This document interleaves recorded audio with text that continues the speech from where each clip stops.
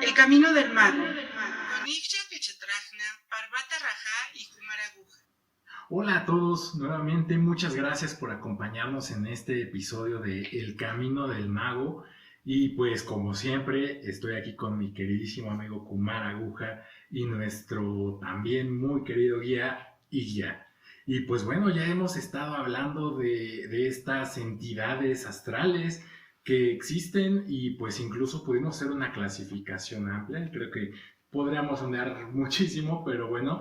Pero aquí más bien queremos profundizar un poco en qué pasa en este plano astral, en estos lugares profundos que como ya nos explicaste ya, pues no hay comida, por decirlo, ellos no tienen cómo pues crear ellos no tienen cómo hacer esta energía para consumir y la tienen que robar. ¿Qué pasa en estos lugares? Pues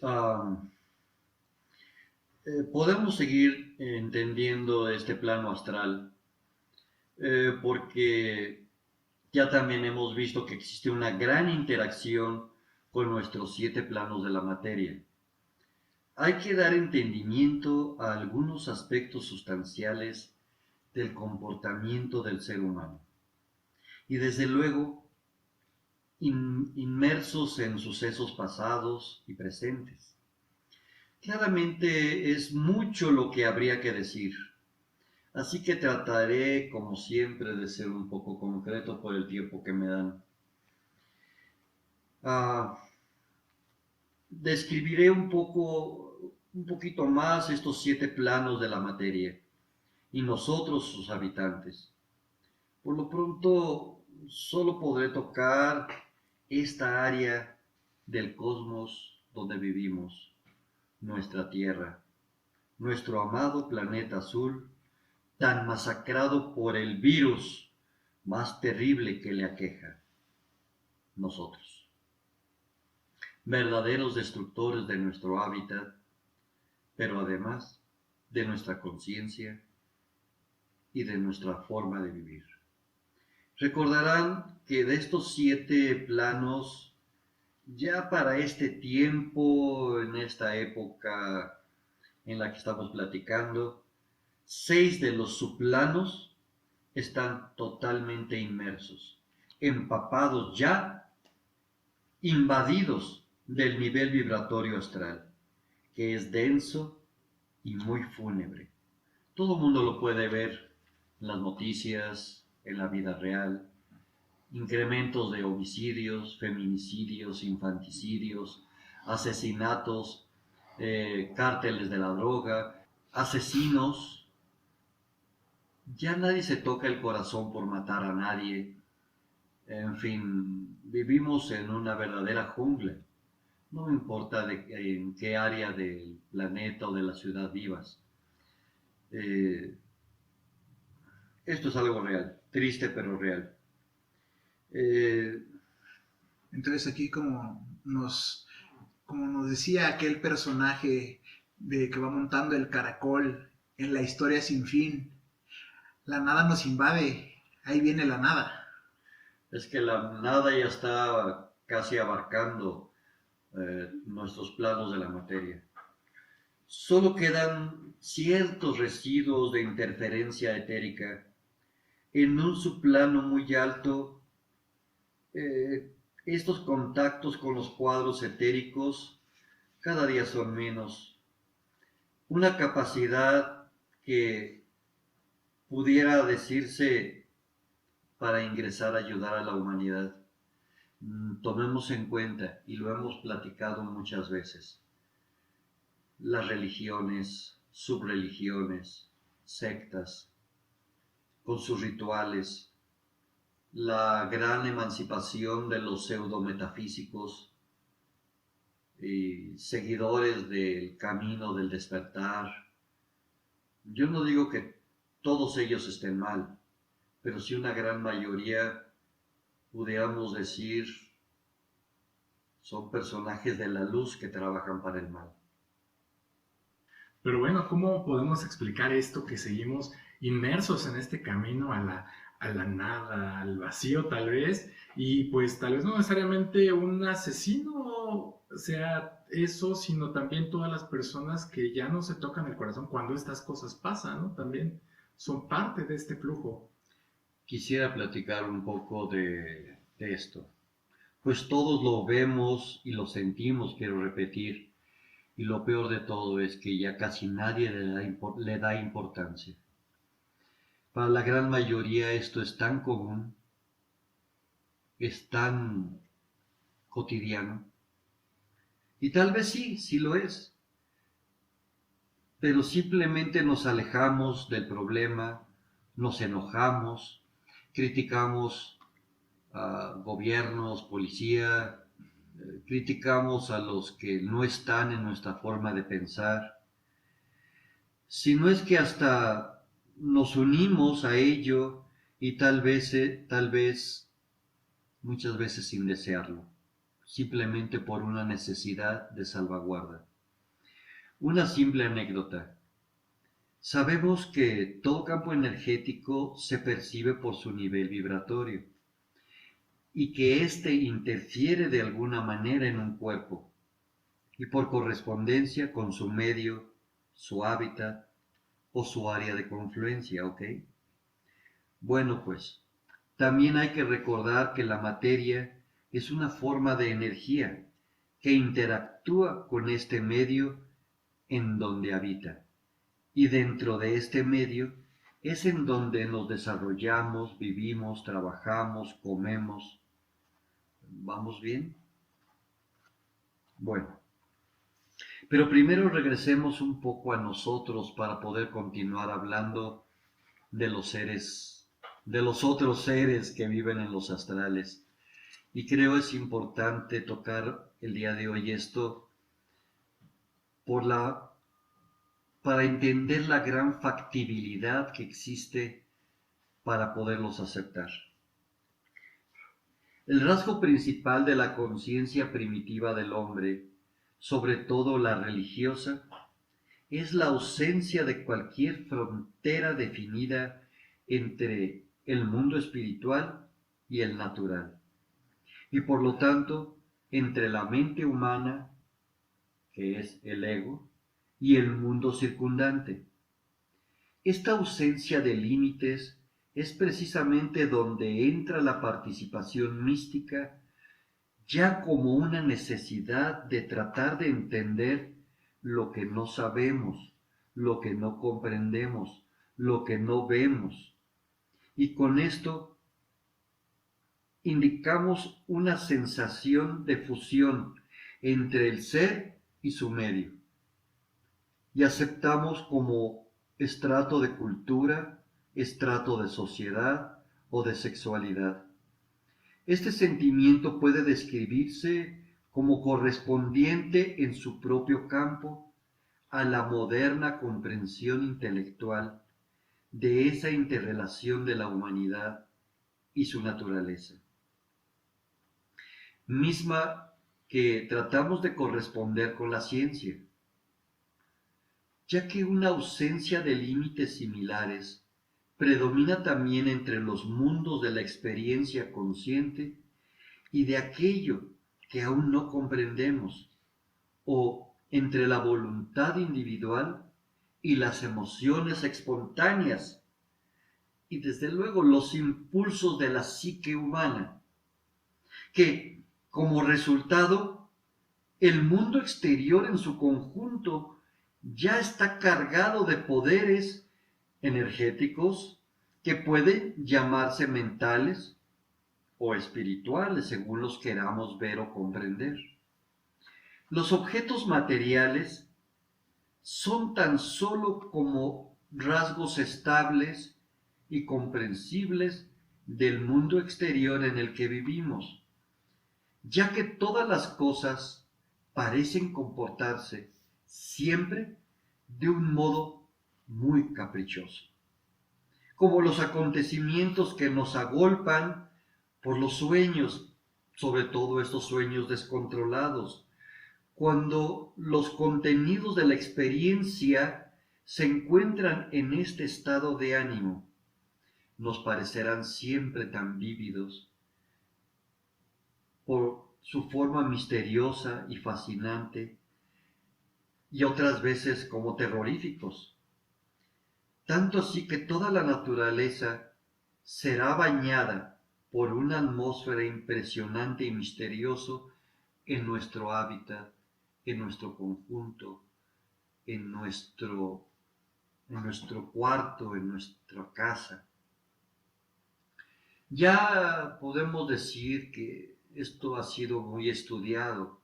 Carl Jung, el famoso psicólogo, sugirió que los mitos se basan en sueños y fantasías que dan expresión concreta a los procesos psicológicos inconscientes. ¿Por qué? Porque el inconsciente psicológico, como el cuerpo humano, tiene más o menos la misma estructura en todos los pueblos. Todo esto que les he platicado, esta uniformidad justifica los extraordinarios parecidos que podemos encontrar entre los temas mitológicos de culturas de todo el mundo, aunque estos no estén relacionados entre sí. Estos procesos inconscientes determinan el desarrollo mental y espiritual de las personas de cada cultura, sociedad o país. Y por esta razón, toda esta imaginería mitológica y su representación en el ritual religioso sobre todo, es un tipo de sabiduría, diríamos, destinada a conseguir el orden de la vida, o por lo menos es lo que el hombre busca para subsistir dentro de un terrorífico ambiente colapsado por la conciencia de masa. El psiquismo está presente de un modo tan consciente tanto en nuestra mente como en nuestro espíritu. Esto puede ser por la captación intelectual de un objeto presente o la reproducción intelectual de situaciones pasadas. La anticipación de acontecimientos futuros, muy común en la unión de diferentes contenidos, como ocurre en la fantasía o en la imaginación.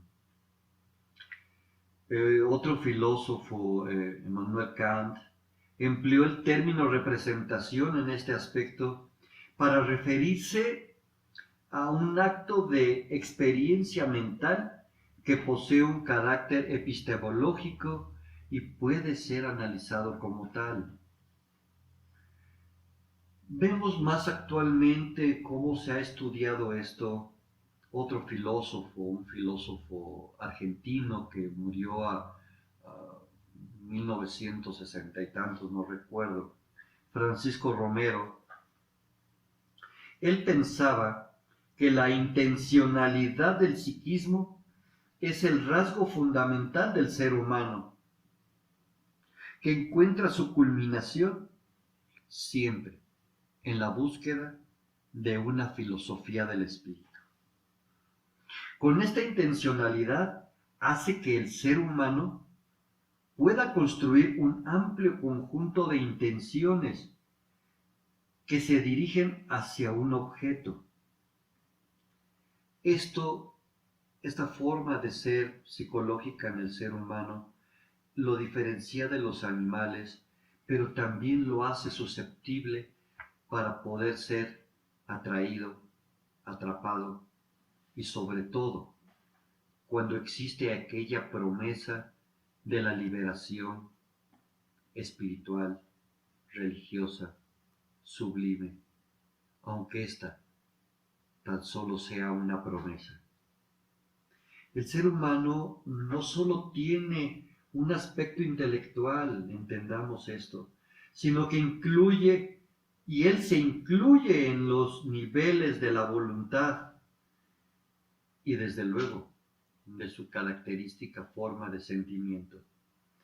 Posee el ser humano una especial relevancia cognoscitiva de un mundo de objetividades en las que se cumple el carácter de su intención como ser humano en evolución, por lo que es de gran importancia valorar la cultura de cada área, de cada región, de cada raza, y la culminación en este mundo, en donde no hay otra, porque así fue dirigido, encontrar la filosofía del espíritu. Y este espíritu lo debe de encontrar en los rasgos de una objetividad, que debe tener universalidad, historicidad y trascendente, situación ocupada claramente por las religiones y sobre todo perpetuando el aspecto que platicábamos en la época de la Atlántida, en la que se busca al superhéroe espiritual como el personaje que te salvará. Así es como Francisco Romero elabora su muy particular metafísica, muy a su propio entender, a su gusto y necesidad, presidida indudablemente por el concepto de trascendencia para cada nivel de su propia vida, de su acción y su realidad. Si regresamos a Emmanuel Kant, la humanidad desarrolla y se desarrolla en base a elaborar teorías con lo que tiene, tanto en su conocimiento científico, intelectual, religioso, sobre la base de los conocimientos que siempre los tomará a priori. Es decir, el saber que se deriva solo de la razón de lo que estoy tratando de entender. Para diferenciarlo del conocimiento a posteriori, que muy poca gente ocupa, que se adquiere por referirse a los hechos de la experiencia y al entendimiento del completo y total concepto de la idea. Del conocimiento a priori se deducen proposiciones generales que son consideradas verdaderas por todas las personas. Y para esto les puedo dar un ejemplo. Tú estás platicando con una persona, tienes una idea en la mente y esta idea de repente te corta la conversación tu interlocutor y te dice, ya te entendí. ¿Quieres decirme tal o cual cosa? Ya sé para dónde vas con lo que me quieres decir. Y la gran pregunta es, ¿has entendido completamente la idea de tu otro interlocutor?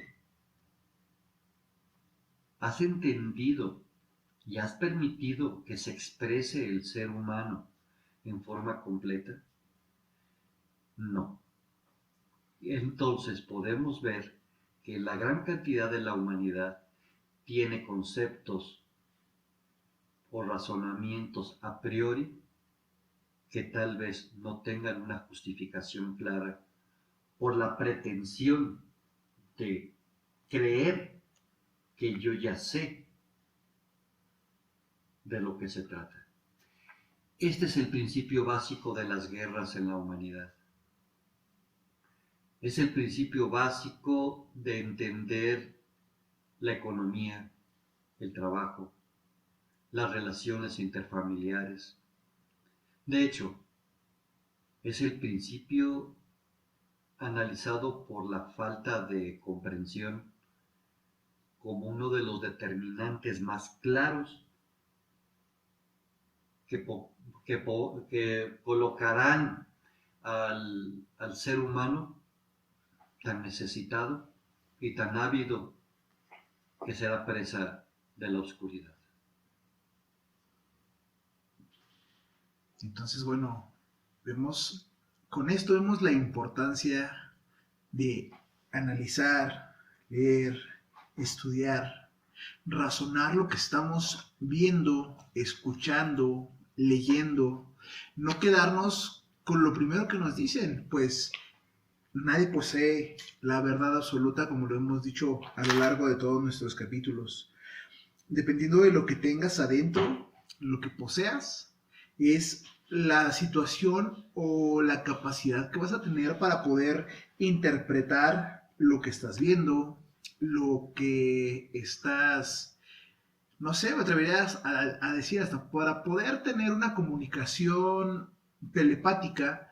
No va a ser el mismo mensaje que se emite que el que se recibe si tenemos conceptos diferentes en nuestro interior. Entonces, y ya todo esto tiene alguna relación, como decías, podemos relacionarlo un poco con el psiquismo. Definitivamente es en base a la necesidad del ser humano en que abre su conciencia y por medio de los peligros del psiquismo, que son muchos, es en donde la oscuridad lo abarcará. Creo que con esto podemos dar un mejor entendimiento al siguiente episodio, en el que me gustaría platicarles de los verdaderos espíritus del error y tal vez de muchos otros seres que habitan ahí en los astrales. Pues creo que es muy interesante tocar este punto en esta profundidad, ¿no? Y con esta perspectiva que de alguna manera nos pone a cuestionarnos a nosotros mismos, ¿no? Y por eso creo que es bien importante que pues nos cuestionemos los propios paradigmas de vida que tenemos, por qué los creemos, por qué son nuestros, cuáles son nuestros instintos, con qué reaccionamos. Digo, la ira, el enojo, el miedo, los hablamos muy estigmatizadamente, pero bueno, son instintos animales que nos ayudan a sobrevivir y pues si no reflexionamos en de dónde provienen y por qué los sigo, pues yo voy a ser víctima de ellos en lugar de ocuparlos como esto, ¿no? Como una herramienta de supervivencia, que es perfectamente pues natural molestarse por algo o tener miedo por una situación que pudiera ser peligrosa, ¿no? Y no vivir restregándonos esos miedos y esos odios, ¿no? Tal vez. El grave problema estriba en esa necesidad que tiene el ser humano de perpetuar su estado, el lugar en el que se encuentra, no permitiendo a otro. Y por eso el mundo se basa en el placer y en el dolor, en la sumisión y en ser quien hace la sumisión. De acuerdo, bueno, pues ya nos quedamos con híjole, no esta frase, sino todo el capítulo para escucharlo una y mil veces y se quedaron como nos quedamos nosotros que seguimos tratando de armarlo y de desmenuzarlo para poder sacarle todo ese jugo que debería. Y pues los invitamos a que nos sigan escuchando, que nos recomienden con sus amigos si les gustó, y si no les gustó, recomiéndenlos con sus enemigos también para que vean lo que pueden llevarse. Una vez más los invitamos a que nos sigan en todas nuestras redes sociales y los esperamos en nuestro próximo podcast. Hasta luego. Síganos en nuestras redes sociales, Facebook, Twitter, YouTube e Instagram. Danos like y activa las notificaciones para estar enterado de todas nuestras novedades.